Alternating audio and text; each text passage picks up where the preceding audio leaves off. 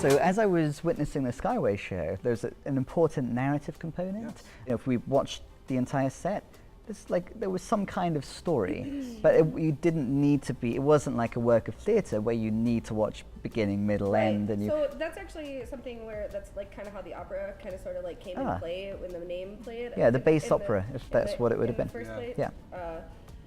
And it was basically, we are trying to tell a story with these characters in as good of a way as you can with an hour set and whatnot. But so each character, I actually have like bios written up for the characters that at some point hopefully we'll make it to the website, and it which is coming soon, or maybe even out by now. The website will be online when this by the time this we interview comes out. Yeah, we're online together. And so basically you have your robots, which are, you know, the trudging through life, the day-to-day, the social norms, kind of sort of characters, and then we have the ladybug, who until presumably something happens to the robots during the thanks to and then you have the show. ladybug, who is your fly above the daily grind. Yeah, like more of a free spirit kind of character. Yeah. Someone who plays around with the love and attraction of whatnot. The flowers are more childish type characters. You know, really playful, just pop up in and out. The Black Mask character that was there is your troublemaker. You know, which is can pop out on stage basically at any point. But then the interaction between them, the ladybug's interest in the robots. You know, the daily grind, like that's different. That's weird. Also, that's exotic for the ladybug. And vice versa the too. Attraction, and then there's a little bit of playfulness between the lady robot and the ladybug, and other characters that will come in at some point. Basically, play into that, and it's each show is a little bit of an episode. Kind of. Okay. Well, like Shangri-La, I mean, there was all the butterflies that came onto stage and kind of represented her. You know, meeting all these other people that were free spirits, right? And she had this amazing time on stage, and then at the end of the song, though, she was all alone because that's sad. I mean, poor ladybug. You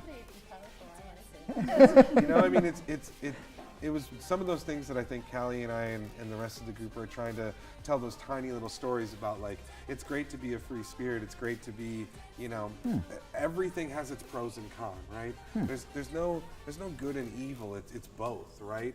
And there's good things to being a free spirit, and there's bad things. You know, you have your positives and your negatives, right? And I don't know.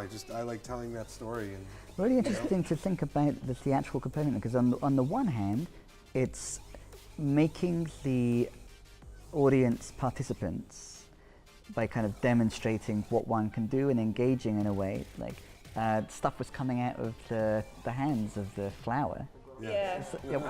What comes out of your hands? They were glow sticks. Glow sticks. Kind of making it seem like they're in my petals, because I was like, Exactly. Yeah. You did. Yeah. You did a really amazing job. Yeah, you did a very good job, as captured by Entitled, actually, and as we can probably witness these guys now. are great. Yeah, and Entitled has been a huge a component in us making this work, right? Of showing these amazing videos and of what we do, because you try to explain this to someone and they're like, "What?" Especially promoters, right? Right. But when you can be like, "Okay, just look at this," and they're like, This is what it is. They made us look like a band before we were a band. Justin Lees and his whole team are phenomenal. I mean, the editing. I mean, you guys will be able to see all the videos in here. That's Entitled. Interspersed phenomenal. in the interview. Yeah. So on the one hand, we have the crowd becoming participants, which goes back to the dervish idea, I think. But on the other hand, we have this kind of narrative, almost parable component, where there are messages in these narratives about being a free thinker or about like social interaction. Are they the same messages? It seems like you refer to episodes. So it seems like a show is episodic, yeah? I think really what it is, it kind of builds on what I was saying earlier about how we all kind of got together and how we're looking for an escape. It's because and for me, it's been really helpful to put personalities. Honestly, the personalities with the characters started with the two robots. The first show that we did, like I felt an emotional connection to these two. Like after spending so much time, I was like, oh my god, but the girl and the boy robot, right? Yeah. So they became the protagonists in a way. It seems, at least near the beginning of the life of the band. Just to like build an idea behind them. Just because everybody here that I know, we're all thinkers. We're all big, deep thinkers, you know. And like music is never just music. Like of course. And what we're doing is not just to be in a band, you know. It all has meaning, and we really and there's a lot of thought that we put into that, and in order to channel that into characters and to share it with the audience. Is just another way for us to kind of like share the feelings that we have like with the world, like everybody needs to run away sometimes. Everybody needs an escape, and like and everyone needs community and we can and all the circus. connect in that, and you know, slowly, but maybe make the world a better place. I guess I don't know. Is GYPSE FREQ CIRCUS making a kind of social intervention in some way? Because clearly, like, the affects are involved, like, especially with dancing, going back to the idea of the dervish, some transformation is potentially happening. Are you consciously, there's transformation, but back in the dervish idea, there's the idea of the void. So there's a kind of emptying out. But there is specific content to the stories here about what it's like to be a free spirit. There's content, it's not entirely empty. So what's happening when we put those things together? I mean, I think sometimes you need the removal of certain things in order to make space for creativity. Right. For instance, the song that we wrote together, that's Yeah. going to be on the record. Carrie Joy, the violin player that can't be here tonight, she was supposed to come over to do some rehearsing and stuff, and she was not able to make it. Yeah.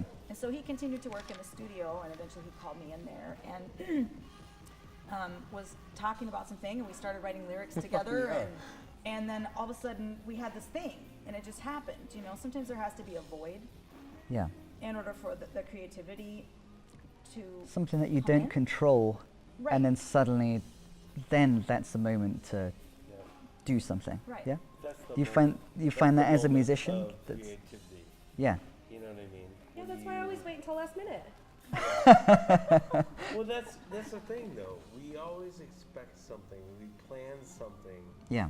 You know, we write something. We have this piece that we want to do, Yeah. and everything's written, but not every piece is there. Mm. So we reach within ourselves to do something different, just for that moment. Mm. That one moment. And And that that's creativity that will never happen again. yeah, that ability And to that- improvise. Exactly. And that's where it's at. Which is you why know. they always say, like, if you have all the options in the world, it's really hard to create something. But when you give yourself parameters, or when you have less, like he was saying, Right. that's when you really make the magic happen. It's the void. Yeah.